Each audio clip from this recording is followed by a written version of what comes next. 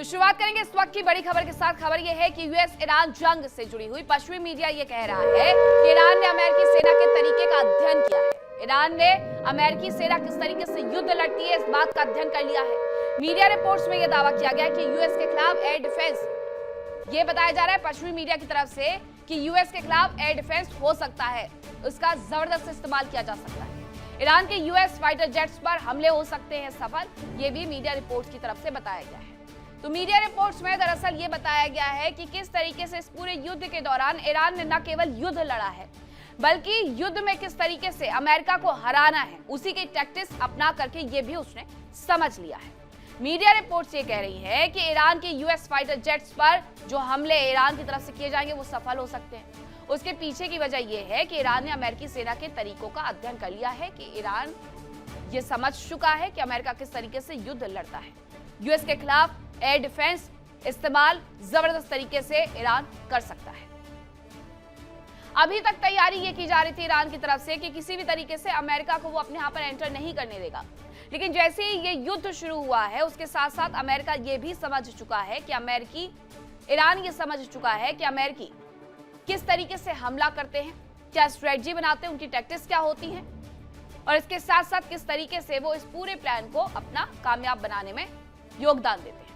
Iran अब इसी पर काम करते हुए काम आगे बढ़ा रहा है। आपको याद होगा कि हमने आपको बताया था कि वो पहले तो अमेरिका के हथियारों की रिवर्स इंजीनियरिंग कर रहा था, यानी कि कॉपी कर रहा था। ईरान की तरफ जो भी हथियार ड्रोन भेजे गए उसने सीधे सीधे उसकी रिवर्स इंजीनियरिंग करके वैसे ही ड्रोन हथियार बना डाले हैं। अब दूसरी तरफ वो अमेरिकी किस तरीके से युद्ध लड़ते हैं इस बात को समझ करके हमले करने की टैक्टिक्स भी देख रहा है।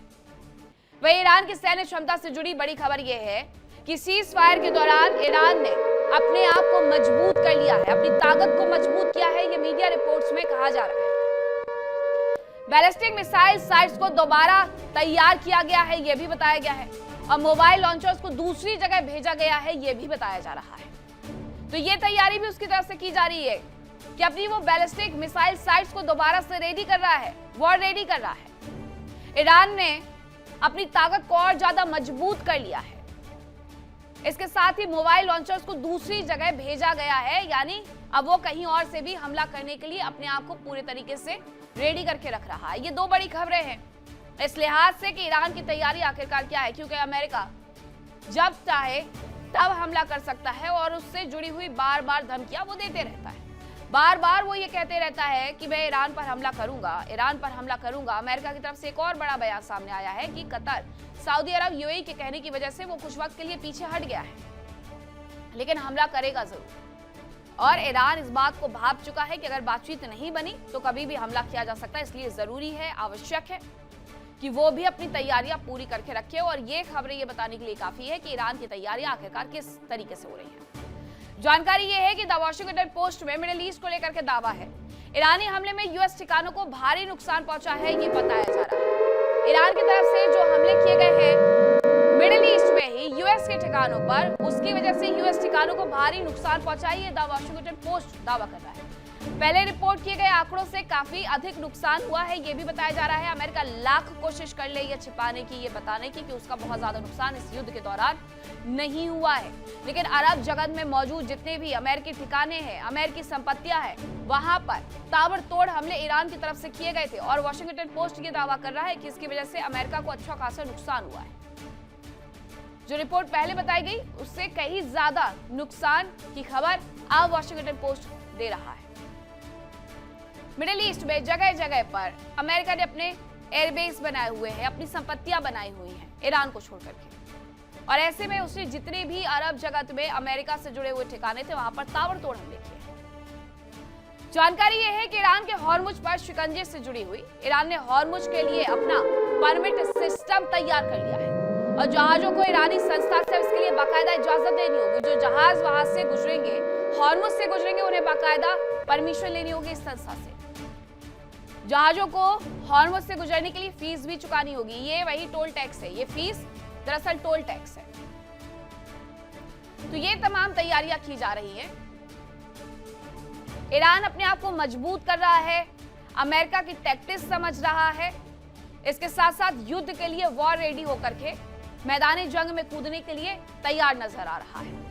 हॉर्मुज से भी आर्थिक रूप से किस तरीके से खुद को सक्षम बनाना है, वो इस पर और ज्यादा आगे बढ़ते हुए एक संस्था को लॉन्च कर चुका है और इसी संस्था के माध्यम से वो टोल वसूली का काम यहां से करने वाला है। दूसरी तरफ अमेरिका को कितना ज्यादा नुकसान हुआ है, ये वॉशिंगटन पोस्ट ने बता दिया है। दुनिया के सामने उसका सच आ गया है। मिडिल ईस्ट में जंग का सबसे संवेदनशील पहलू हॉर्मुज स्ट्रेट, जहां पर ईरान की कार्रवाई से दुनिया भर में दहशत छा जाती है। ईरान ने हॉर्मुज पर शिकंजा कसा तो दुनिया भर में हाहाकार मच गया। उधर ईरान को कमाई का एक स्थायी साधन मिल गया है और अब ईरान हॉर्मुज स्ट्रेट को लेकर के एक नया नियम बनाने जा रहा है। अब ये नया नियम कौन सा है, देखिए इस रिपोर्ट में।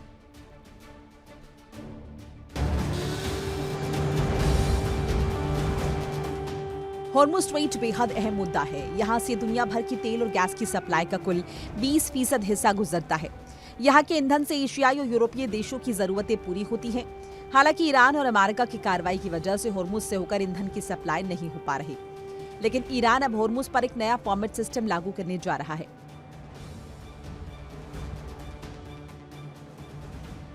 ईरान ने हॉर्मुज स्ट्रेट से गुजरने वाली जहाजों के लिए नया परमिट सिस्टम लागू किया है।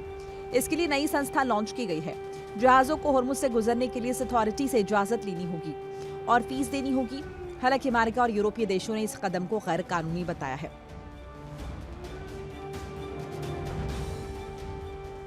ईरान ने हॉर्मुज स्ट्रेट से गुजरने वाले जहाजों के लिए पर्शियन गल्फ स्ट्रेट अथॉरिटी यानी PGSA नाम की संस्था बनाई है। अब हॉर्मुज से गुजरने वाली सभी जहाजों को ईरान से अनुमति लेनी होगी, इसके बदले फीस देनी होगी। ईरान की सुप्रीम नेशनल सिक्योरिटी काउंसिल ने संस्था का आधिकारिक सोशल मीडिया अकाउंट लॉन्च किया। ईरान का कहना है कि अब यही संस्था हॉर्मुज स्ट्रेट से गुजरने वाले जहाजों की निगरानी करेगी और उनसे टोल वसूलेगी।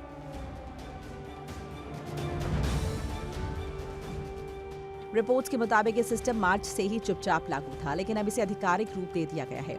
अब किसी भी जहाज को हॉर्मुज स्ट्रेट से गुजरने से पहले PGSA के ऑफिशियल मेल पर अप्लाई करना होगा। जहाज मालिकों को जहाज की पूरी जानकारी, बीमा दस्तावेज, चालक दल की सूची, माल की जानकारी और यात्रा का पूरा रूट बताना होगा। इसके बाद ईरान की मंजूरी मिलने और फीस जमा करने पर ही जहाज को आगे ले जाने की अनुमति मिलेगी।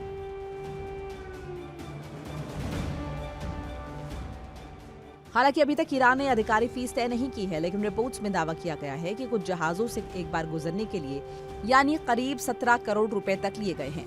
ये पेमेंट चीनी करेंसी युआन में किया गया है। ये नई संस्था IRGC नेवी के साथ मिलकर काम करेगी। यही फोर्स हॉर्मुज स्ट्रेट में जहाजों की आवाजाही को नियंत्रित करती है। उधर अमेरिका और यूरोपियन यूनियन IRGC को आतंकी संगठन मानते हैं।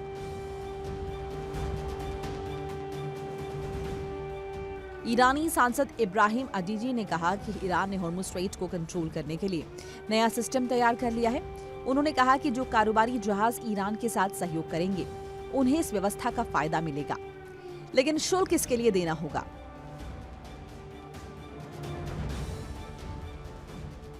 इस बीच हॉर्मुज स्ट्रेट से एक राहत भरी खबर आई है। हफ्ते भर में यहां से शिप्स की सबसे बड़ी संख्या गुजरी। केपलर के शिप ट्रैकिंग डेटा के मुताबिक स्ट्रेट से गुजरने वाले जहाजों की संख्या में फिर बढ़ोतरी देखी गई। समुद्री निगरानी कंपनी के आंकड़ों के मुताबिक 11 मई से 17 मई के बीच हर हफ्ते तकरीबन 55 मालवाहक जहाज इस रास्ते से गुजरे। इससे पहले युद्ध के दौरान ये संख्या गिरकर सिर्फ 19 रह गई थी, जो संघर्ष शुरू होने के बाद का सबसे निचला स्तर था।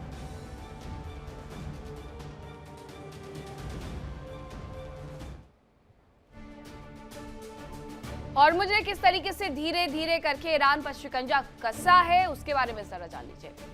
हॉर्मुज की व्यवस्था देखने के लिए ईरान ने एक नई संस्था बना दी है। ईरान ने Persian gulf straight authority PGSA संस्था बनाई है। IRGC नेवी के साथ मिलकर के PGSA संस्था काम करेगी। हॉर्मुज से गुजरने के लिए जहाजों को इजाजत लेनी होगी। PGSA से इजाजत लेनी होगी और उसे फीस भी चुकानी होगी। जहाज और क्रू सदस्यों की पूरी जानकारी इस दौरान साझा करनी होगी। जहाज पर जो भी माल लदा हुआ है उसके बारे में जानकारी देनी होगी और रूट मैप के बारे में भी जानकारी देनी होगी। हॉर्मुज पर ईरान ने शिकंजा कसा। ईरान ने एक नई संस्था भी बना दी और हॉर्मुज से गुजरने वाले जहाजों के ट्रैफिक को नियंत्रित करेगी। उनसे टोल टैक्स भी ये संस्था वसूलेगी। लेकिन इन सब के बीच में जानकारी यह है कि हॉर्मुज में तनाव देखने को मिल रहा है। जहाजों का गुजरना भी लेकिन चल रहा है। अब आइए आपको केपलर के शिपिंग ट्रैफिक डेटा के हिसाब के हवाले से संबंध में ज्यादा जानकारी देते हैं। 11 से 17 मई के बीच में हॉर्मुज से 55 जहाज गुजरे हैं और गुजरने वाले जहाजों में अलग अलग तरह का सामान था।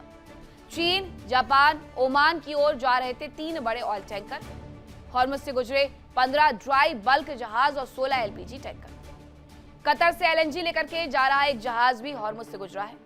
युद्ध शुरू होने के बाद से अब तक हॉर्मुज से 8 एलएनजी जहाज गुजरे हैं। 1 मार्च से अब तक 660 से ज्यादा मालवाहक जहाज गुजरे हैं। वही हॉर्मुज दुनिया की लाइफलाइन है और यहाँ से दुनिया भर में तेल और गैस की सप्लाई का करीब 20% हिस्सा गुजरता है। जैसा कि जंग के पहले ही अंदेशा जताया जा रहा था कि ईरान हॉर्मुज स्ट्रेट पर शिकंजा कस सकता है और अब ईरान ने हॉर्मुज पर शिकंजा कस करके दुनिया को तड़पने के लिए मजबूर कर दिया है। अब आपको हॉर्मुज की अहमियत के बारे में भी बताते हैं। ओमान की खाड़ी और अरब सागर को हॉर्मुज जोड़ता है, इसलिए ये महत्वपूर्ण हो जाता है क्योंकि यहीं से तो सारा व्यापार होता है। ओमान और अरब सागर को ये जोड़ता है। ये ओमान की खाड़ी, अरब सागर, यहाँ पर अगर आप आगे बढ़ेंगे फारस की खाड़ी हॉर्मुज स्ट्रेट को कनेक्ट करते हुए 161 किलोमीटर लंबा और 33 किलोमीटर ये चौड़ा है। बहुत ज्यादा चौड़ाई नहीं है इसकी, लेकिन ये इसीलिए महत्वपूर्ण है। शिपिंग लेन केवल 3 किलोमीटर चौड़ी है। यहाँ आकर के ये और एकदम खत्म हो जाता है। दुनिया का करीब 20% तेल यहीं से होकर के गुजरता है और एशिया में ज्यादातर सप्लाई इसी रूट से होती है। सऊदी अरब, यूएई के लिए ये एक महत्वपूर्ण जगह है, लेकिन फिलहाल के लिए उनका व्यापार भी ठप पड़ा हुआ है हॉर्मुज के बंद होने से। कुवैत और इराक के लिए भी ये महत्वपूर्ण है। हर कोई जो एशिया तक अपना व्यापार फैलाना चाहता है इसी अहम समुद्री रूट का इस्तेमाल करता है। ओमान की खाड़ी और अरब सागर को ये जोड़ता है। ये जैसा कि मैंने शुरुआत में बताया, तो ये पूरा उसका मैप, ये हॉर्मुज स्ट्रेट जिसे लेकर के इतना हाहाकार मचा हुआ है, जिसकी वजह से हर देश तक पहुंचने वाली तेल और गैस की सप्लाई प्रभावित हो रही है। देखिए इंडिया डेली 24/7 अब आपकी स्मार्ट टीवी पर। इंडिया डेली मौजूद है सभी डिजिटल प्लेटफॉर्म पर लाइव और लगातार। इंडिया डेली 24/7 हर दिन राष्ट्र को समर्पित।